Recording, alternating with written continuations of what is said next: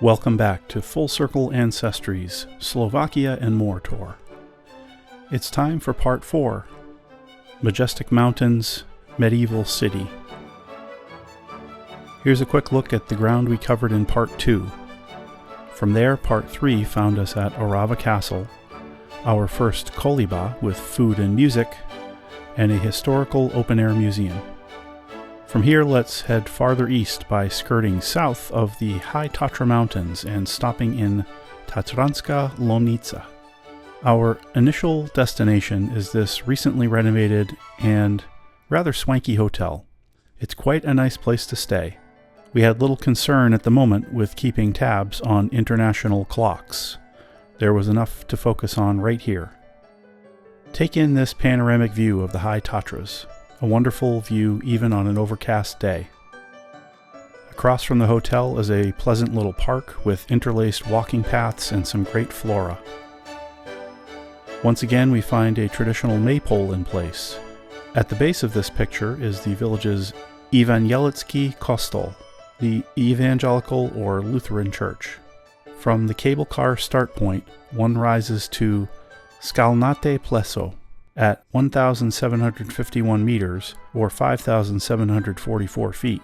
Pleso is a Slovak word meaning a mountain lake, and it so happens that the highest wind speed ever recorded in Slovakia happened here in 1967, 283 kilometers per hour, or 175 miles per hour. From Skalnate Pleso, another cable car reaches toward the heights of Lomnický Peak, or Lomnický Štít, at 2634 meters, or 8641 feet, the second highest mountain in Slovakia. At the top is an astronomical observatory and a cafe where hot coffee awaits. Well, this all sounds great, and it was indeed our plan for the morning. However, I woke up to an early morning sky with clouds descending. Barely half an hour later it looked like this, and shortly after we got word that snow was falling in the higher reaches. I'm not one to wither at the sight of snowflakes, but this is late spring, and we didn't pack for a winter-like expedition. We needed Plan B, and our quick-witted tour guides came up with a nice one. Backtracking just a short stretch, we arrived at Štrbské Pleso, another nearby natural mountain lake. To me, the word Štrbské itself is a great Slovak word. 7 letters long with only one vowel, and that one being the adjectival modifier at the end of the word. It derives from the base word Štrba, a nearby village whose name means something like a narrow gap. With wild animals around, we kept our guard up. But this gentleman made us feel so much better by welcoming us with a big smile and a cuddly trident. This is the second largest glacial lake in Slovakia's High Tatras, offering a wonderful panorama of the surrounding peaks when the weather cooperates. Today our group barely got a peek at the peaks. Yes, that's a little snow falling to accompany a gray view. Despite less than ideal conditions, we enjoyed our walk around the lake, taking in some nature. There was even more snowfall, but we were unthwarted, focusing instead on the scenery, which at an elevation of 1,346 meters, or 4,416 feet, varied from anything we had seen yet. The lake's surface area is just under 20 hectares, or 50 acres. And if that doesn't mean anything to you, just know that it can be nonchalantly circumambulated in an hour or so. To cap it off, we caught a glimpse of a cuckoo bird, whose call can be heard in little snippets here, which I extracted from a lot of background noise, hence the poor audio quality. From Štrbské Pleso, we made our way back, past our starting point, and continuing up into Slovakia's Pieniny National Park and Červený Kláštor, meaning Red Monastery, originally a Carthusian monastery dating back to the 1300s. This was another pivot in the day's itinerary, as this visit was not part of our original plan. Instead, a lazy drift down the nearby Dunajec River and a piloted raft was scheduled. But unseasonable weather conditions again suggested an adjustment. Key sections of the monastery have been richly restored. Here, an interactive model and map display its layout. Today, the grounds and buildings serve as a museum. The single-nave church of St. Anthony the Hermit has a flair of Gothic ostentatiousness. A broad palette of colors and shapes is employed from floor to ceiling. This room, known as the refectory, integrates some less audacious yet still interesting architecture and paintwork. I wonder what creations were authored in this inspiring study room over the centuries. From here, let's head outside to the cloister. A small tower, an old well, and the church with its own tower are revealed. And as we circle around, the surrounding hills come into view. This includes the so-called Three Crowns, or Tri Koruni in Slovak. More on that soon. Did I mention I'm a sucker for a sundial? Walking back toward the village from the monastery, we follow the Dunajec River. Here it forms the border between Slovakia and Poland.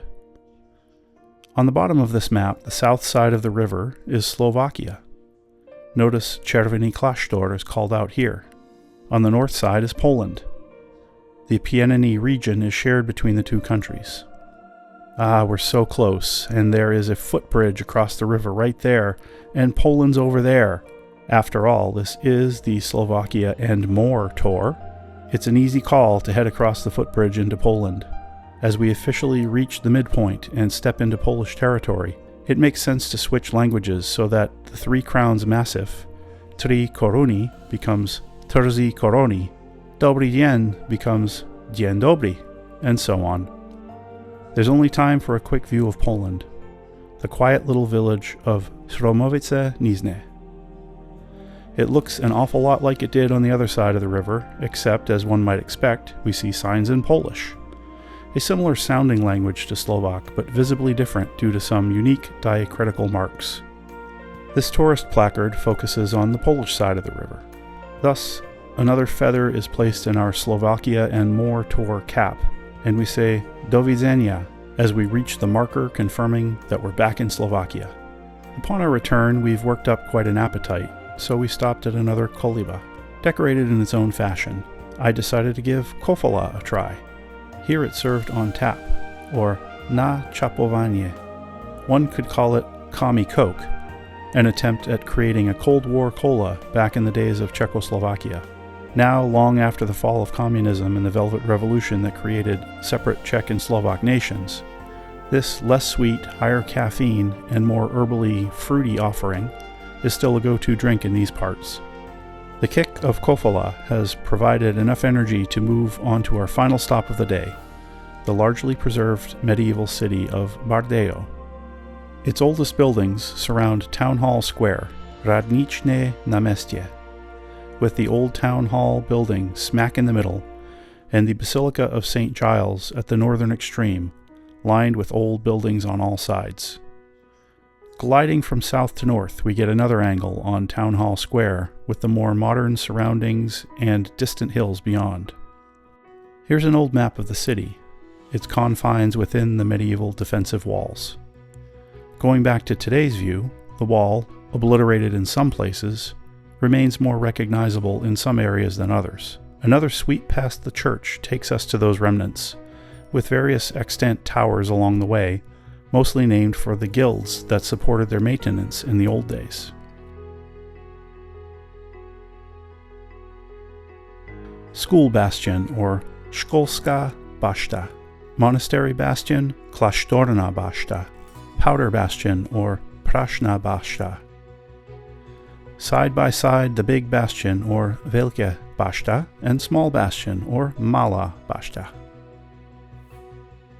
The Brewers Bastion, Baszta Piwowarników, the Red Bastion, or Czerwona Baszta, the aptly named Rectangular Bastion, Brawula Baszta, and the Renaissance Bastion, or Renesančná Baszta. The rounding of one last corner brings us back again to Town Hall Square. Several of the medieval walls are walkable and make for an immersive experience. We also get a commanding view from above. Horna Brana offered an extra level of protection with its sideways approach over the bridge. We sweep around, getting another look at the Praszna Baszta and the Klasztorna Baszta behind it, with the narrow alley leading to Town Hall Square once again from the south side. Here's a collage of some of those bastion towers, showing the variation in design as well as preservation and restoration. Back on the ground in Town Hall Square, The church, town hall, and maypole make for a postcard-perfect picture. Further up near St. Giles are two of the church's historical bells, both having been retired. On the left is Orban, originally cast in 1584 and weighing in at 4,000 kilograms or over 8,800 pounds. On the right, Jan weighs in at a more modest 2,200 kilograms or 4,850 pounds, but is Urban's senior by nearly 100 years, having been cast right here in Bardeo in 1486. On the opposite end of the square is the somehow unintimidating statue of the executioner, or Sohakata. At this end of the square, and indeed all around the town, are quaint building facades, all making Bardeo a wonderful, walkable town. I got a surprise seeing this commemoration of the Beatles painted on Uliczka Jona Lennona, or John Lennon Lane. Did I mention I'm a sucker for a sundial? With one more approach of the Church of St. Giles, with the hills in the background below a clearing sky, we say that's it for today and head out of Bardeo. Goodbye until next time, when I'll be taking care of unfinished business. Until then, thank you for watching. Please like and subscribe and leave a comment. Take care. Talk to you again soon.